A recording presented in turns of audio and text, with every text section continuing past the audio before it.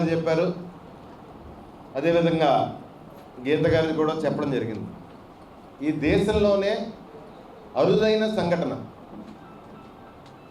మన రాష్ట్రంలో రేపు 16వ తారీఖున ఆవిష్కరించబడుతుంది. ఏంటంటే అది తెలంగాణ ఉద్యమంలో కానీ లేకపోతే ఏ ప్రత్యేక రాష్ట్ర ఉద్యమంలో కూడా కానీ ఇంత పర్ఫెక్ట్గా ప్రజలు ఏదో ఒక బోర్డు పెట్టడం, ఒక పేపర్ పెట్టడం, అందరూ అందులో సంతకాలు పెట్టుకుని వెళ్ళిపోవడం అట్లా వెళ్ళారు. కానీ ఏ పేజ్ వాళ్ళు సంతకం పెట్టి ఫోన్ నెంబర్ రాసి ఇది ముఖ్యమంత్రి గారికి తెలియజేయండి, ఈ ప్రభుత్వ కాలేజీలు హాస్పిటల్కి మేము వ్యతిరేకం, మా మనసులో ఉన్న భావన ముఖ్యమంత్రి గారికి తెలియజేయండి అని చెప్పేసి రాష్ట్ర వ్యాప్తంగా 1 కోటికి పైబడి సంతకాలు సేకరించడం జరిగింది. అదేవిధంగా కాకినాడ జిల్లాలో 7 నియోజకవర్గాల్లో 4 లక్షల మంది, ఇంకా 4 రోజులు 5 రోజులు టైం ఉంది, ఇంకా ఎన్ని వేల మంది పెరుగుతారని అన్నది అంచనా నేను కరెక్ట్గా చెప్పలేను. కానీ ప్రజెంట్ 4 లక్షల మంది సంతకాల సేకరణ జరిగింది. ప్రజలు అంతేగాని వైఎస్ఆర్ కాంగ్రెస్ పార్టీయో లేకపోతే బీజేపీ పార్టీయో తెలుగుదేశం పార్టీయో జనసేన పార్టీయో కాదు, స్వచ్ఛందంగా అన్ని పార్టీల ప్రజలు 4 లక్షల మంది కాకినాడ జిల్లా నుంచి మా గోడు వినండి ముఖ్యమంత్రి గారు అని చెప్పి సంతకాలు పెట్టి ఆయన వాళ్ళ ఫోన్ నెంబర్లు రాసి, అంటే మా ఐడెంటిటీ ఇది, నేను వ్యతిరేకంగా ఉన్నాను ఫోన్ నెంబర్ రాశారంటే మీ నిర్ణయానికి, మీ ప్రైవేటైజేషన్ చేసే కార్యక్రమానికి, ప్రజారోగ్యాన్ని ప్రజల విద్యని మీరు ప్రైవేటైజేషన్ చేసే కార్యక్రమానికి మేము వ్యతిరేకంగా ఉన్నాం, నా ఐడెంటిటీ ఏదని చెప్పి సంతకం పెట్టి ఫోన్ నెంబర్ రాసి అది మేము గవర్నమెంట్కి ఇవ్వడం జరుగుతుంది. అదేవిధంగా ముఖ్యమంత్రి గారి కనువిప్పు కలిగే విధంగా డిజిటలైజేషన్ చేసి ఒక కాపీ ముఖ్యమంత్రి గారికి కూడా పంపించడం కూడా జరుగుతుంది. ఎందుకంటే దయచేసి తెలుసుకోమంటున్నాను, ఈ మీడియాని, అసత్యాలు పలికే మీడియాని దయచేసి శాంపిల్గా ర్యాండమ్గా 1000 ఫోన్లు చేయండి, నిజమో కాదో మీకు తెలిసిపోద్ది కదా, ఈ సేకరణ నిజమో కాదో తెలిసిపోద్ది కదా. అందులో మీకు కావాల్సిన పార్టీ వాళ్ళు ఉంటారు, మీకు వ్యతిరేకంగా మీకు నచ్చని పార్టీ వాళ్ళు ఉంటారు, అందరూ ఉంటారు కదా, అందులో వాళ్ళే చెప్తారు కదా. ఒక కాపీ, డిజిటల్ కాపీ మీ దగ్గర పంపిస్తాం, మేము గవర్నర్ గారికి ఇస్తాం, మీ దగ్గర కూడా పంపిస్తాం, మీరు చెక్ చేసుకుని మాట్లాడండి, ఇది నిజంగా జరిగిందా, ప్రజాభిప్రాయం ఇది కాదా అని చెప్పేసి. అంతేగాని కోట్లాది మంది ప్రజలు గొంతు నొక్కేస్తాం, దీనికే ప్రజలు వ్యతిరేకించారంటే ఆ హాస్పిటల్కి తన మనుషులు కట్టుబడేసుకుని వాళ్ళకి మళ్ళీ నెల 5-6 కోట్లు జీతాలట, వాళ్ళ ప్రైవేట్ వాళ్ళు పెట్టుకున్న డాక్టర్లకి మనం జీతాలు కట్టడం 5-6 కోట్లు.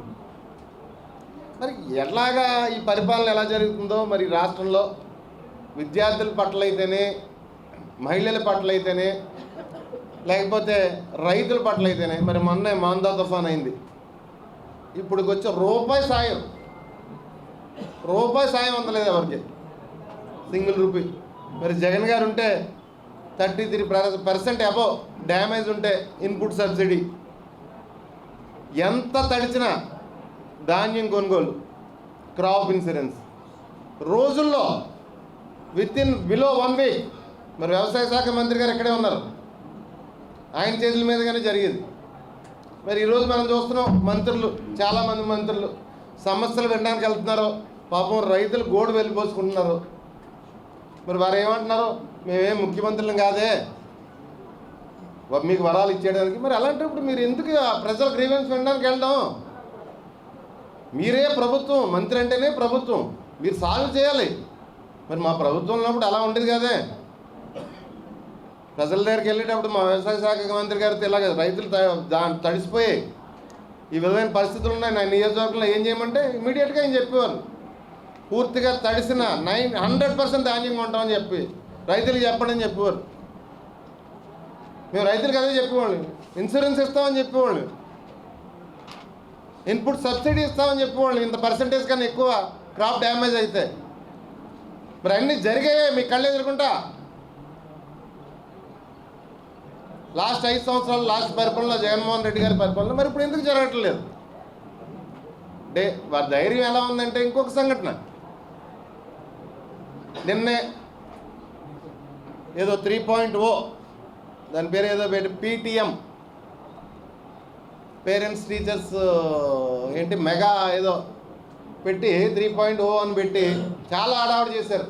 మరి మా కన్నబాబు గారు అంటున్నారు మా నాయకుడిని దుర్భాషలు కూడా ఆడారని చెప్పేసి పిల్లల దగ్గర ఏం మెసేజ్ ఇస్తున్నారండి పిల్లలకి పిల్లల తల్లిదండ్రులకి? మీరు ఈ జిల్లాలోనే బెండపూడిలోనే జరిగిన సంఘటన పిల్లల మధ్యాహ్న భోజనం పాడైపోయి పెట్టారు. 3.0 అంటే అదేనా? మరి అదే బెండపూడి పిల్లల్ని గత ముఖ్యమంత్రి గారు వాళ్ళ స్కిల్స్ చూసి వాళ్ళ స్పీకింగ్ స్కిల్స్ చూసి మరి ఆయన దగ్గర పిలిపించుకొని జగన్మోహన్ రెడ్డి గారు 2 గంటల పైగా వాళ్ళతో గడిపి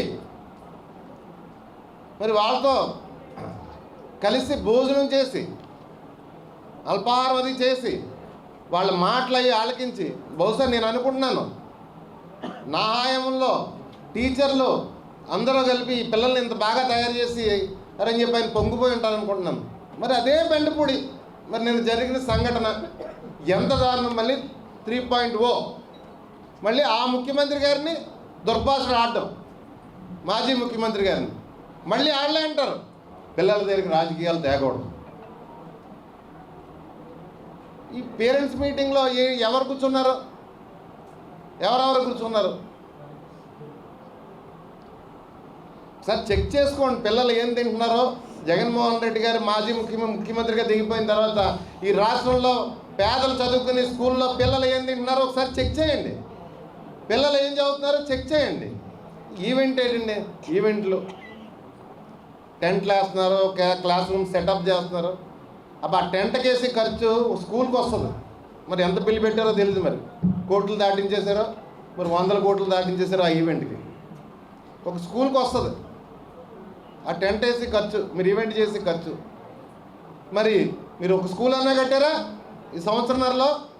ఈ రాష్ట్రంలో పట్టుమని ఒక క్లాస్ రూమ్ కన్నా ఒక 1000 రూపాయలు పెట్టుబడి పెట్టారా? ఏమీ లేదే. Marketing marketing marketing. ఏమన్నా అంటే జగన్మోహన్ రెడ్డి గారు మేము 15 సంవత్సరాల్లో,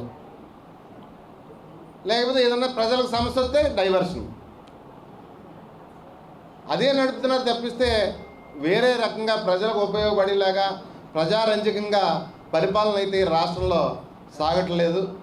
అదేవిధంగా కాకినాడ జిల్లా కార్యకర్తలందరికీ కూడా పిలిపిస్తున్నాం. 20,000 మందికి తక్కువ కాకుండా